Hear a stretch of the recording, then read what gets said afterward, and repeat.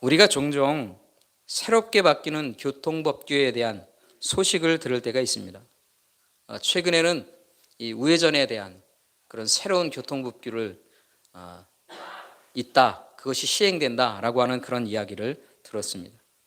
이런 변화된 교통법규에 대한 소식을 들을 때 첫 번째 반응은 그리 좋은 반응이 아닙니다. 또 왜? 무엇 때문에? 그리고 마지막에 묻는 질문은 그것이죠. 그래서 어떻게 바뀐다는 건데? 라고 말하는 것이죠. 한마디로 말하면 귀찮다는 반응입니다. 왜 그런 것들을 그렇게 복잡하게 자꾸 시행하느냐 하는 불만이 우리에게 있기도 한다는 것이죠. 그런데 이런 새로운 법규를 만드는 이유에 대해서 생각해 본다면 우리는 다른 생각을 하게 됩니다. 법규를 새롭게 만드는 이유는 바로 안전을 위해서 그런 것입니다. 더 안전한 사회를 만들기 위해 법규를 새로 만들고 있다 하는 것이죠. 이처럼 법이라고 하는 것은 우리 사회에서 서로가 공존하기 위한 최소한의 안전장치를 만드는 것입니다. 그게 법입니다. 그래서 법이라고 하는 것들, 법규라고 하는 것들을 만드는 것이죠. 여러분, 우리 인간들이 이처럼 법과 안전장치를 만들어 서로 공존을 위해 애쓰고 사는 것, 그것은 누굴 닮은 것일까요? 누굴 닮은 모습을 가지고 있는 것일까요? 이게 바로 하나님을 닮은 모습으로 사는 것입니다. 사실은 창세기 1장 1절을 보면 태초에 하나님이 천지를 창조하시니라. 우리가 너무나 잘 알고 있는 말씀이고 제가 참 은혜를 깊이 느끼는 말씀이기도 합니다. 이 말씀 속에서 하나님은 분명하게 말씀하셨어요. 하나님이 창조하셨다 하는 것이죠. 하나님께서 우리가 살고 있는 이 우주와 지구와 자연 만물들을 하나님이 만드셨습니다. 여러분, 하나님이 만드신 이 세계를 우리가 볼 때에 우리는 그냥 보는 것 같지만 한번 생각해 보세요. 하나님께서 만드신 이 세상이 어떻게 움직이고 있는가 하는 것이에요.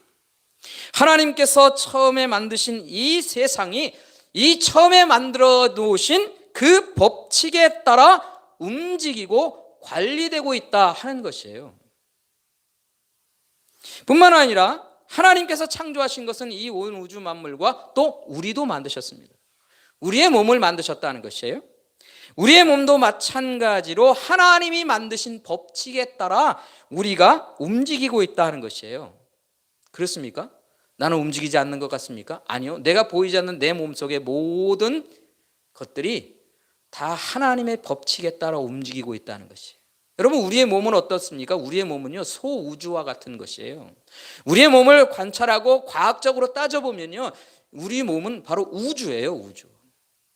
우주와 같은 놀라운 일들이 일어나고 있는 것이 우리의 몸이다 하는 것이에요. 하나님께서 창조할 때 만들어 놓으신 그 법칙에 따라 모든 것들이 기능하고 있고 움직이고 있다 하는 것입니다. 만약에 하나님께서 만들어 놓으신 그 법칙과 규칙이 조금이라도 틀어진다면 어떤 일이 벌어질까 한번 생각해 보십시오. 만약에 하나님께서 만들어 놓으신 이 태양계의 중력에 의해서 수, 금지와 이런 태양계의 행성들이 돌고 있거든요. 그런데 만약에 중력에 조금이라도 오차가 생기게 되고 변화가 일어나면 어떻게 되는 줄 아십니까? 다 흐트러지는 것입니다. 우리의 몸속에 있는 기관들이 법칙에 따라 기능하고 있어요. 그런데 그것에 이 법칙에서 벗어나는 움직임이 하나라도 생기기 시작하면 어떻게 됩니까? 우리의 심장이 뛰고 있습니다. 우리의 심장이 조금이라도 법칙에 어긋나면 어떻게 됩니까? 부정맥이라고 하는 거예요. 그걸 병원에 가서 빨리 수술하든지 아니면 조치를 취해야 합니다. 굉장히 큰 문제가 생기는 것입니다. 여러분, 세상은 무질서와 충돌이라고 하는 것들이 발생하게 되면 멸망으로 향하게 되는 것입니다. 우리의 몸도 이 법칙에서 조금만 벗어나면 부서지고 망가지고 생명이 끝날 수도 있습니다. 그러하기 때문에 이 법과 규칙이라고 하는 것은요, 우리의 모두의 안전과 공존을 위해서 최소한의 장치로 세워진 것이에요. 우리가 그렇게 살고 있다는 것입니다. 내가 느끼건 내가 인정하지 않건 상관없어요. 그 법칙은 언제나 움직이고 있다는 것이에요. 누가 만드셨어요? 하나님이 만드셨어요. 그것이 하나님의 일하심이다 하는 것입니다. 하나님께서 이제 신의 산으로 그의 백성들을 보셨어요. 그리고 하나님의 나라에 살면서 지켜야 할 법을 주셨습니다. 바로 십계명을 주신 것입니다. 그렇다면 하나님께서 주신 이 법이라고 하는 것, 이 법의 의미가 뭘까요? 이 법을 왜 주셨을까요? 한번 생각해 봅니다. 이 하나님이 주신 이 법이라고 하는 것은 안전을 위한 법일까요? 아니면 그들을 자유롭지 못하게 묶어놓는 족쇄를 채우는 일이 될까요? 어떤 것일까요? 안전입니까? 자유를 빼앗는 족쇄입니까? 오늘 본문 말씀에서 이 질문에 대한 답을 우리는 찾아갈 수 있습니다. 먼저 하나님께서 그의 백성들에게 주신 첫 번째 계명, 그것이 무엇입니까? 3절 말씀에 보면 나 외에 다른 신을 두지 말라, 그렇게 말합니다. 하나님만 섬기라 하는 것이죠. 사람들은 또 이 말씀을 가지고 하나님께 대해서 이렇게 말하는 때가 있습니다. 아니, 너무 독선적인 거 아닙니까? 아니, 하나님만 섬기라고요? 왜 자기만 섬기라고 합니까? 세상엔 다른 신들도 많은데 다른 신들을 우리가 자유롭게 선택해서 우리가 그렇게 섬기며 살면 되는 것 아닌가요? 왜 자유를 제한하고 자유를 빼앗고 하나님이 이렇게 자기만 섬기라고 하시느냐? 독선적인 하나님 아닙니까? 이렇게 따질 수도 있습니다. 그렇다면 하나님께서는 너무나 독선적이셔서 이런 명령을 하셨을까요? 여러분, 이 계명은 어디서 지켜야 하는 계명입니까? 어디서 지켜야 하는 것입니까? 광야에서? 광야에서 문으로 시작은 하겠지만 원래 목적지는 어디냐면 가나안 땅이에요. 이 사람들이 가나안 땅에 들어가서 지켜야 할 계명으로 하나님이 이 십계명을 주신 것입니다.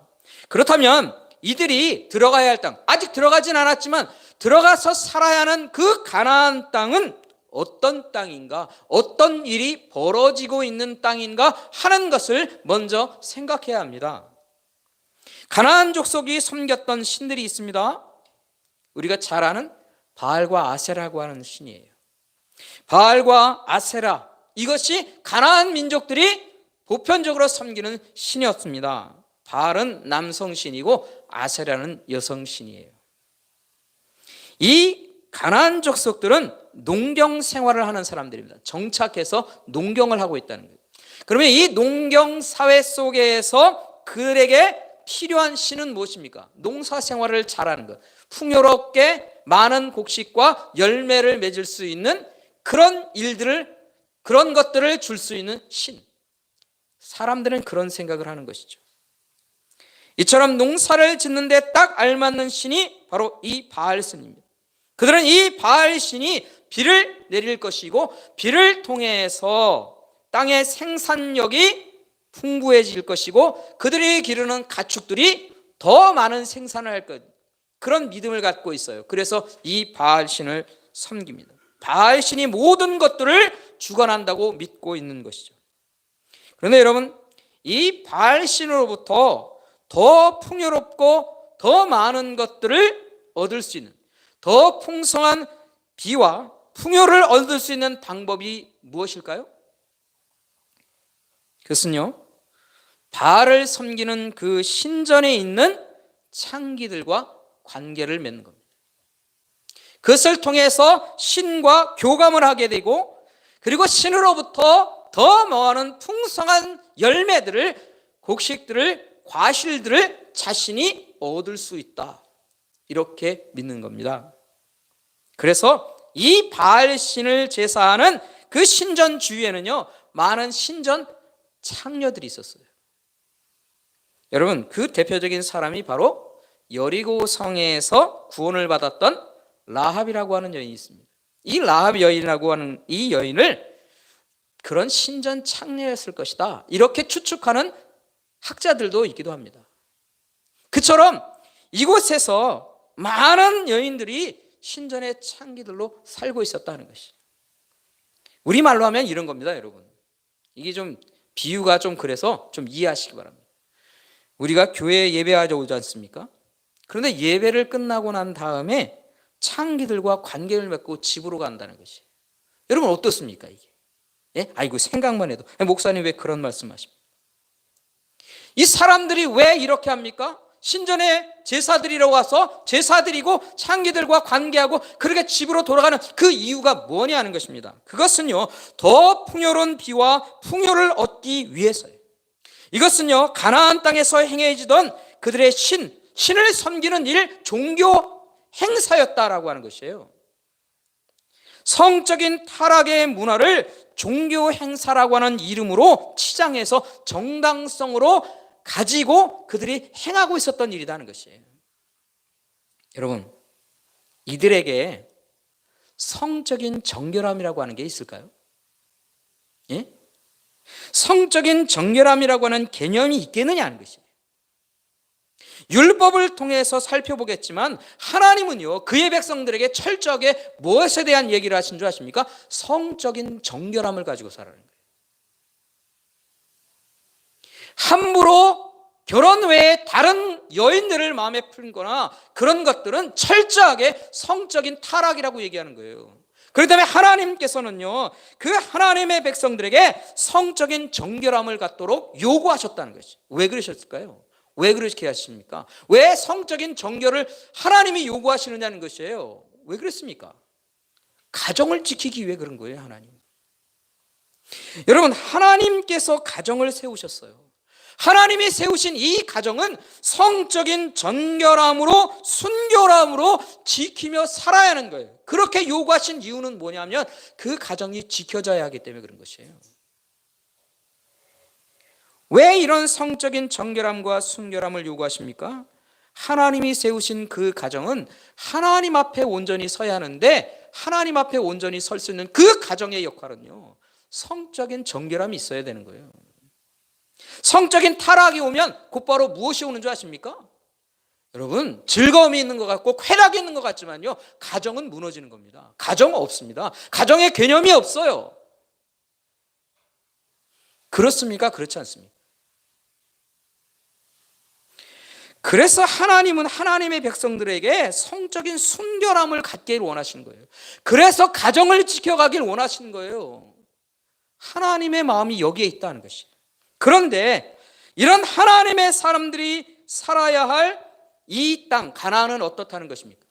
종교적인 이유로 행하는 퇴폐적인 성적인 타락이 그들 가운데 뿌리 박혀 있다 하는 것이에요.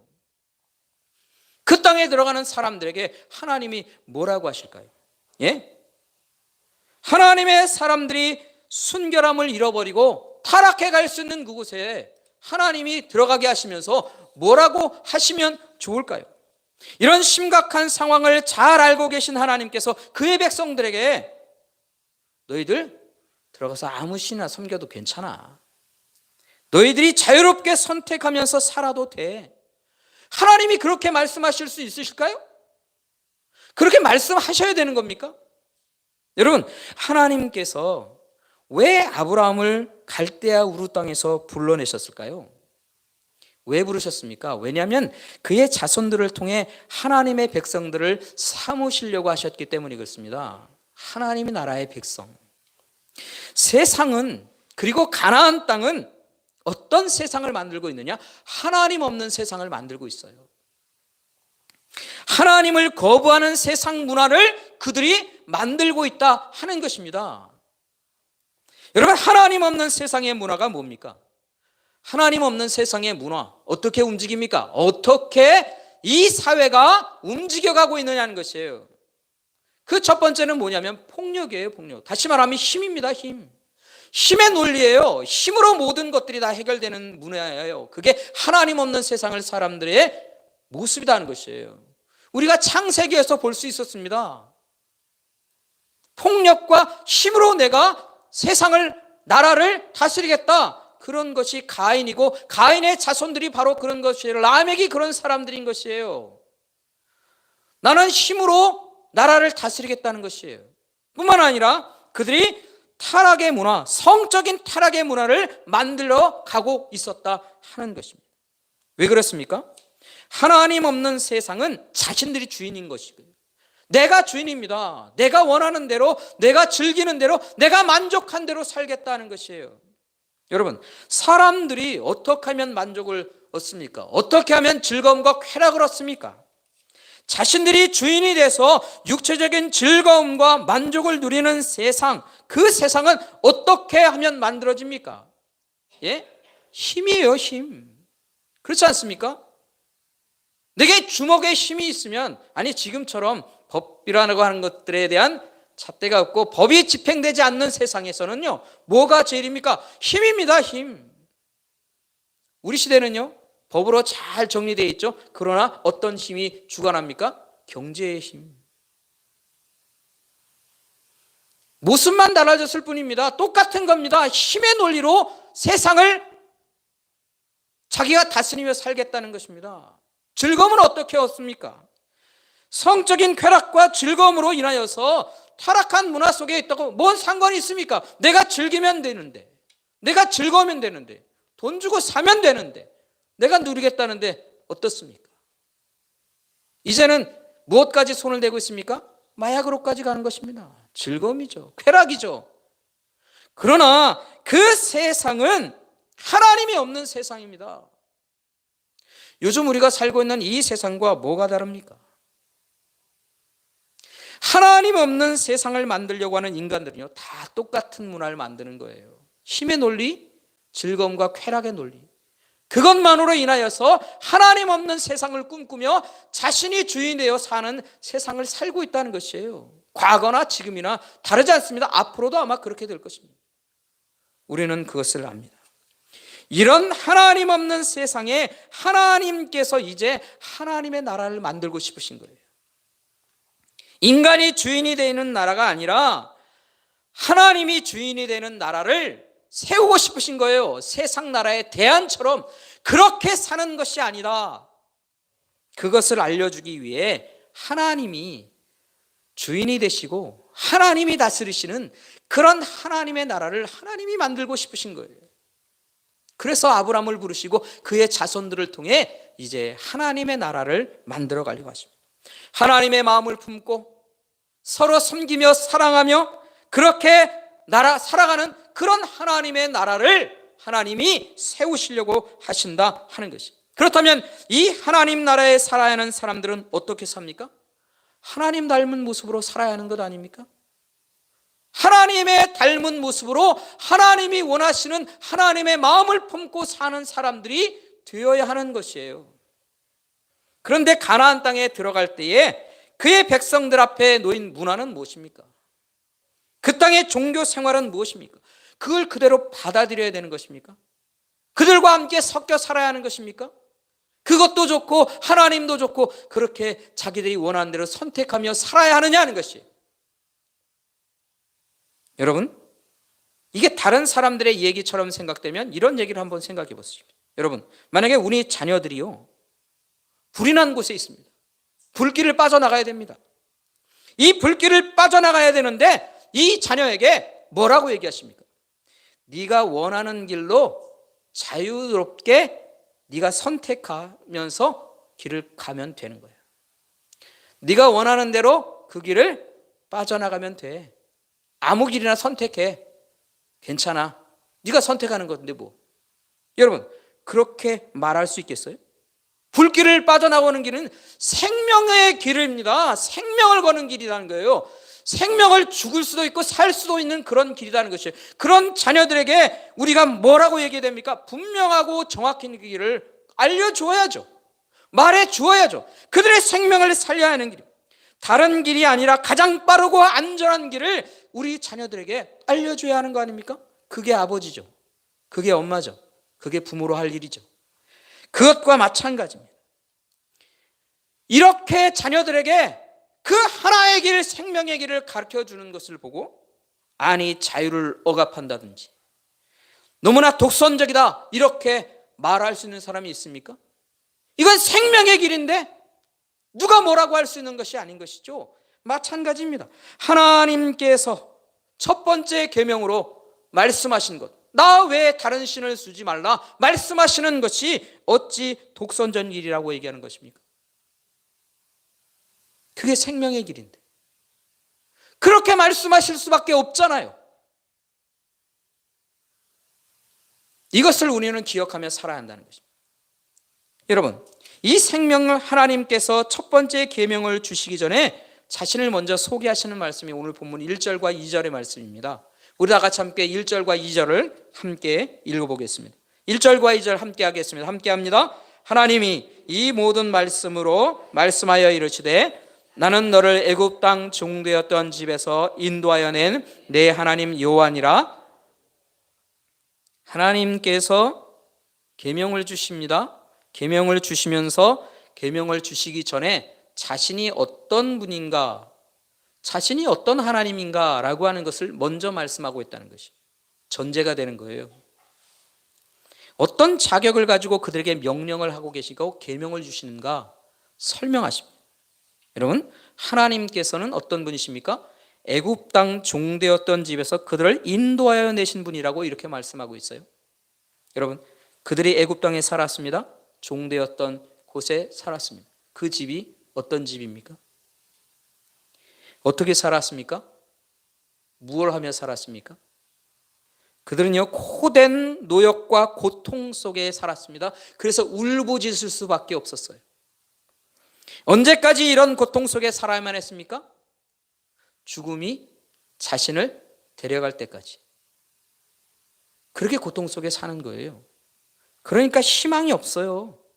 소망도 없고 그냥 죽어서 땅 속에 묻힐 때까지 그렇게 고통 속에서 살아야만 했던 곳이 바로 그들이 종되어 살았던 집 애굽이라고 하는 것입니다.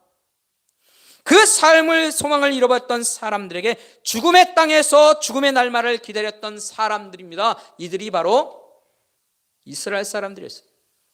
하나님께서 그런 집에서 그들을 이끌어내셨다. 다시 말하면 하나님께서 이스라엘 자손들을 고통의 속에서 해방시켜 주셨다 하는 것입니다. 해방시켜 주신 분이 바로 하나님이신 거예요. 이 죽음의 곳에서 압제 속에서 구원해 주셨고 죽음에서 생명을 얻게 하셨던 그 하나님이 그들에게 말씀하고 계시고요. 왜 말씀하실까요? 왜 이렇게 하셨을까요? 그들을 아끼셨기 때문이 아닙니까? 그들을 사랑하고 아끼시는 거예요. 그 마음이 없으면 왜 그런 일을 하셨겠어요? 하나님께서 그들을 아끼시는 겁니다.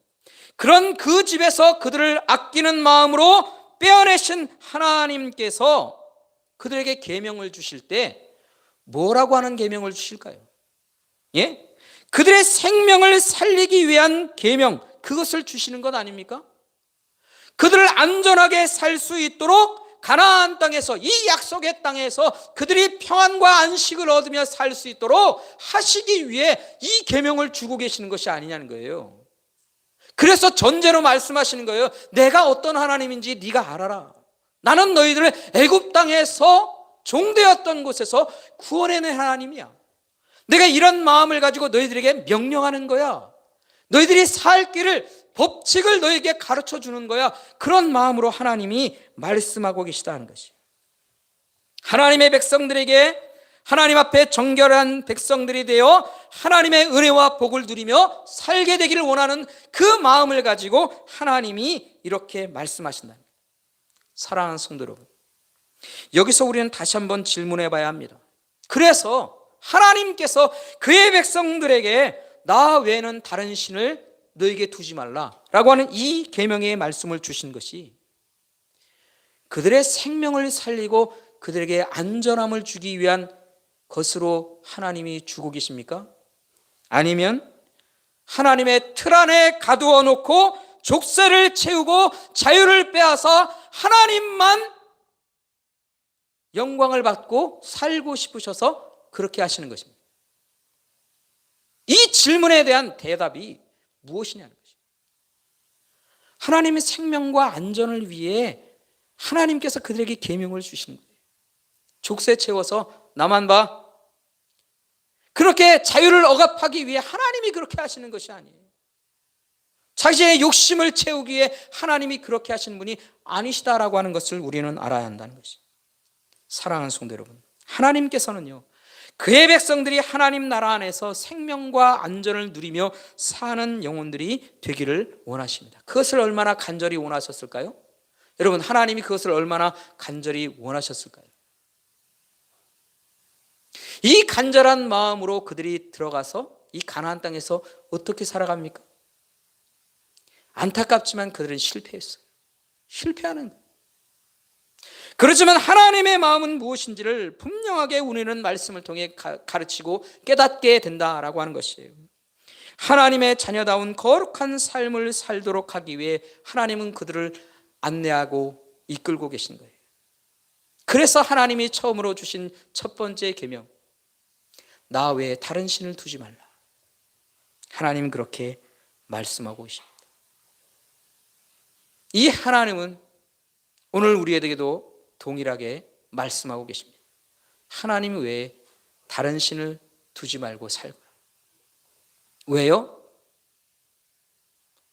우리가 생명을 누리며 살게 되었습니다. 예수 그리스도의 이름으로 우리는 생명을 얻는 자들이 되어 살게 되었습니다.